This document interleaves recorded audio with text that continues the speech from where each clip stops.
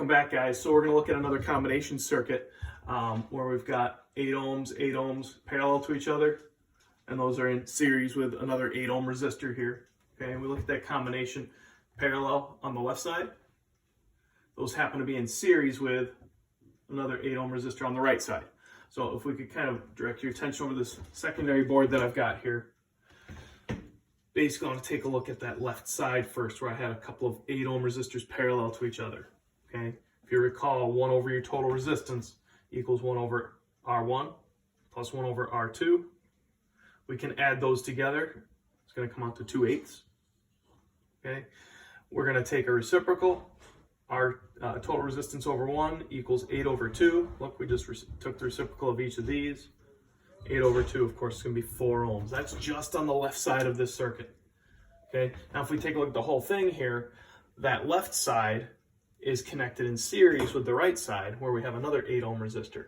So when we have resistors in series, or resistances in series, like we have 4 ohms of resistance in series with 8 ohms of resistance on the right. Okay, we put those together in series. Now we're looking at a total resistance of 12 ohms of resistance.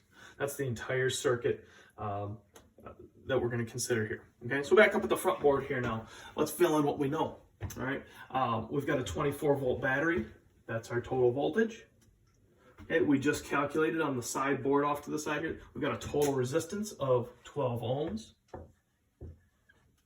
So now once we've got that, we can certainly look at this and say, resistance and voltage are both given. Let's use those in our V equals I times R equation. Remember, that's called Ohm's law. Ohm's law. So now we're going to plug in 24 volts equals current times 12 ohms. When we go through and do the algebra there, we're going to find that that total current here is going to equal 24 divided by 12, looks like 2 amps.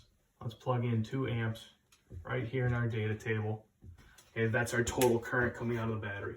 Okay, I'd like to draw that in also, just as a reminder. That's the current coming out of the battery right here, going in that direction.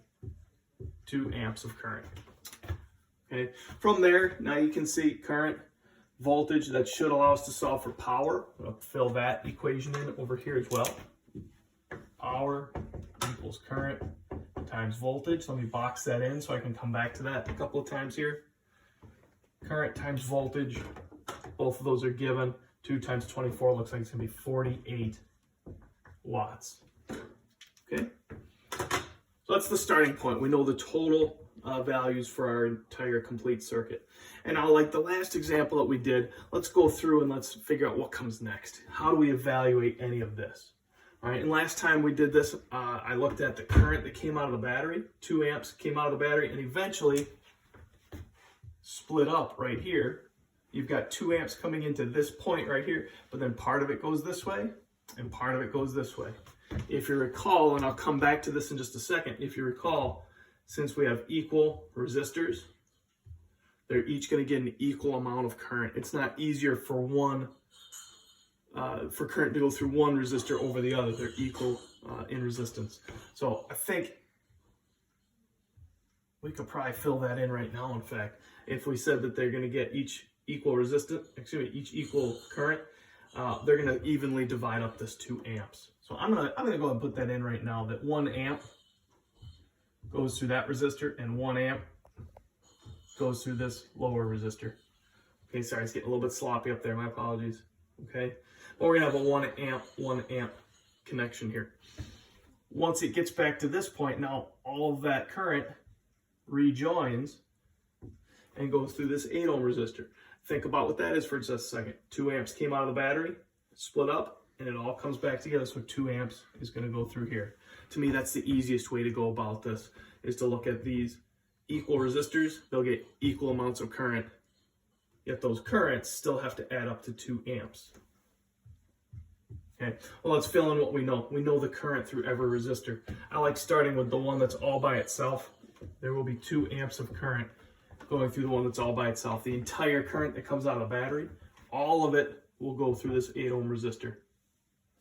Okay, if we back up that step, how much current goes through these 2 that are in parallel? I bracketed those off.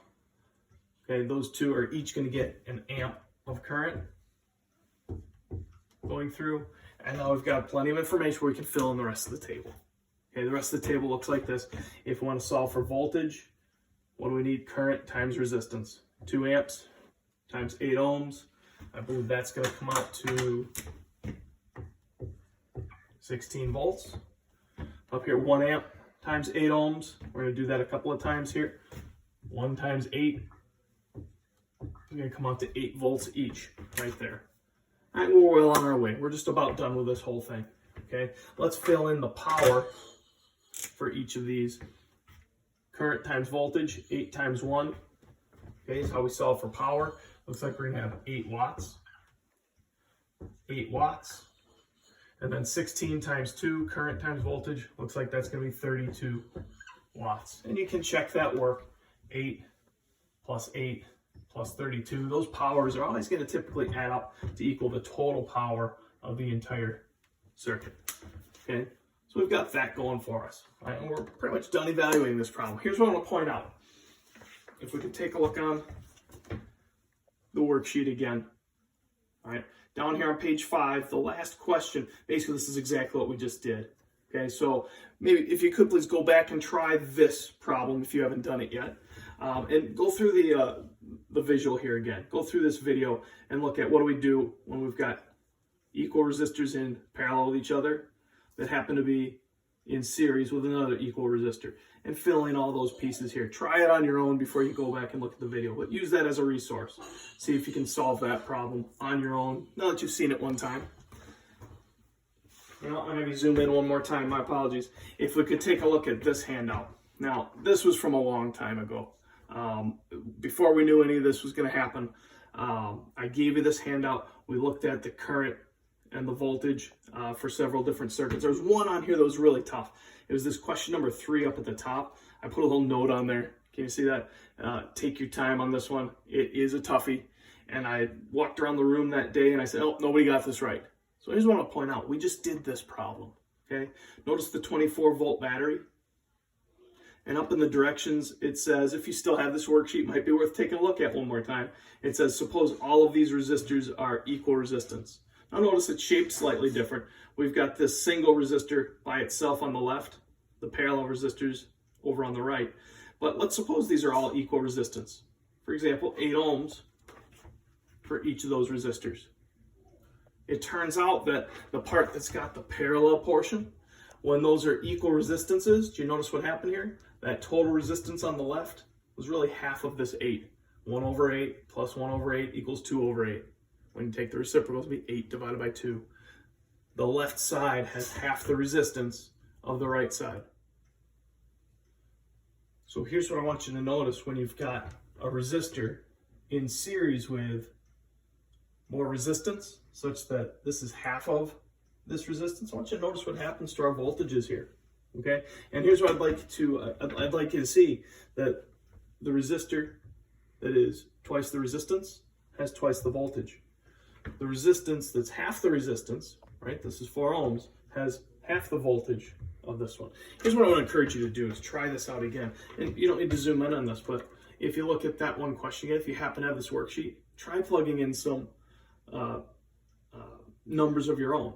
As long as all 3 resistors have equal resistance and connected to a 24-volt battery, right? Try that again with some different numbers and see what you come up with. See if you can do this whole process one more time and find out what the voltages are for each of those resistors.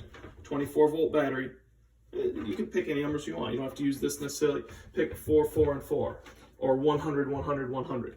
You choose any 3 resistances that you want, as long as all 3 of the equal resistance connected to a 24-volt battery. Try it at least one more time and see what you notice about the voltage across each resistor. All right, so I think that's kind of unique, and that might help answer this question a little bit more. Hopefully this is a little bit more satisfying. I know that was forever ago and people weren't happy with me when I said that I wasn't ready to discuss it yet. I wanted you to be able to see how we figure out total resistance in parallel and how we figure out resistors in series. Okay, and I think that makes a little bit more sense.